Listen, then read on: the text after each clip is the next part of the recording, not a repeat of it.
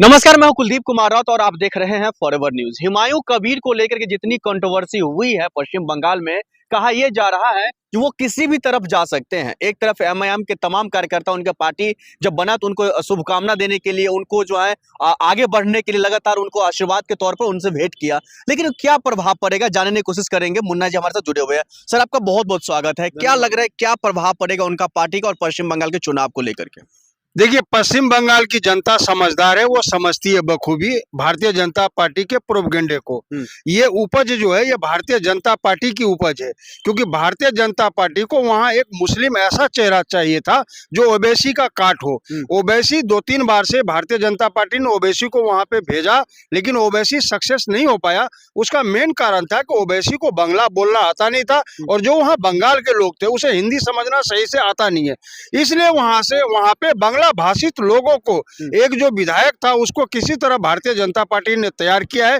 उसको भारतीय जनता पार्टी का ही पोषित चेहरा मैं समझूंगा, और ये प्रोपगेंडा भी भारतीय जनता पार्टी का ही है। मैं ये पूछना चाह रहा हूँ कि भारतीय जनता पार्टी अगर नहीं चाहेगी तो क्या कोई भी एक ऐसा आदमी है जो पूरे देश में कह दे कि मैं बाबरी मस्जिद बनाऊंगा?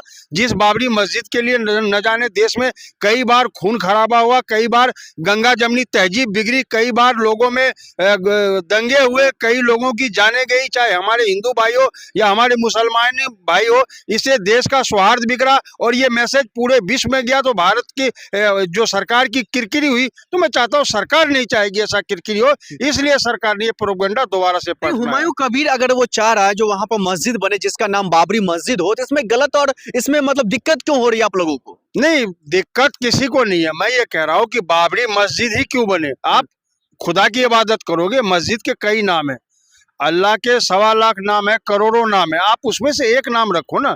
जिस नाम से हमारे आप सब आपस में भाईचारगी में कोई तनाव पैदा हो, आपस में सौहार्द बिगड़े, हमें आपस में कोई तनातनी हो, कहीं राज्य में कहीं दंगे ना भड़क जाए, अब क्या वजह है इस नाम को लाने की? आप कोई और भी नाम ला सकते हो। इबादत के लिए किसी ने किसी को नहीं रोका है। आप एक नहीं 100 मस्जिद बनाइए, कोई फर्क नहीं पड़ता, लेकिन बाबरी ही क्यों?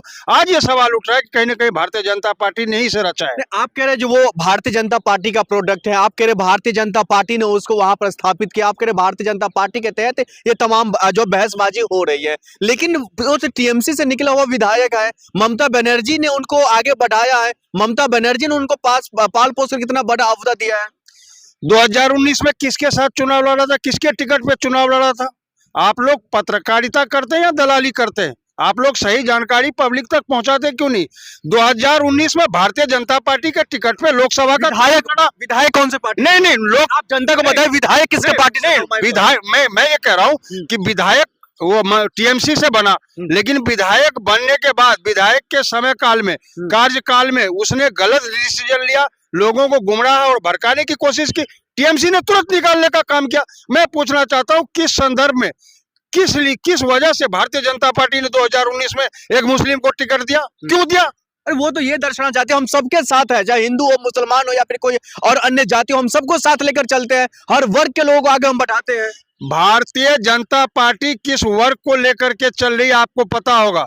एक भी मंत्री भारतीय जनता पार्टी के सरकार में मुस्लिम नहीं है। जो भी मुस्लिम था उसको ये साइडलाइन करने का काम किया, चाहे मुख्तार अब्बास नकवी हो, शहनवाज हुसैन हो, और कई ऐसे मुस्लिम नाम है जिसको भारतीय जनता पार्टी ने साइडलाइन करने का काम किया। भारत के मुसलमान समझते हैं इस चीज को कि जो हमारा सरदर्द था वो कभी हमारा हमदर्द नहीं होगा। भारतीय जनता पार्टी जितना भी कह ले कि सबका साथ सबका विकास, लेकिन वास्तव में एक बात यही है कि साथ तो सबका मिला, विकास सिर्फ 5 लोगों के मिले, अडानी, अंबानी, नीरव मोदी, मेहुल चोकसी, ललित मोदी। बाकी किसी युवा का विकास नहीं हुआ, किसान का नहीं हुआ, जवान का नहीं हुआ, महिलाओं का नहीं हुआ, व्यापारियों का नहीं हुआ। आज देश त्रयम कर रही है। सर,